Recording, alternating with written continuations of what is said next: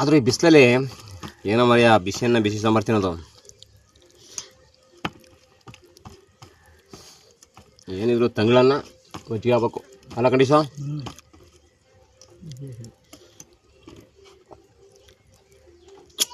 ಸಿಟಿಗಳಲ್ಲಿ ಬೆಂಗಳೂರುಗಳಲ್ಲಿ ಈ ನುಗ್ಗೆಕಾಯಿಗ K G ಗಟ್ಟಲೆ ಗ್ರಾಮ್ ಗಟ್ಟಲೆ ತಗೋತಾರ ತೂಕ.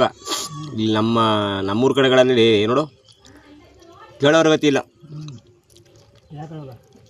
ಯಾಕಂದರೆ ಇಲ್ಲಿ ಬೆಳೆಯೋರು ಇವರಲ್ಲಪ್ಪ ಹಳ್ಳಿ ಜನ. ಸಿಟಿಲಿ ಹಂಗಿಲ್ಲ, 100 ರೂಪಾಯಿ 200 ರೂಪಾಯಿ 300 ರೂಪಾಯಿ ಆದರೂ ಕೊಡ್ಬೇಕು ಅವ್ರಿಗೆ. ಯಾವತ್ತೂ ಬೆಳೆಯೋನಿಗೆ ರೇಟ್ ಇಲ್ಲ ಕಯ್ಯ, ಮಾಡ್ತಾನೆ ನೋಡು.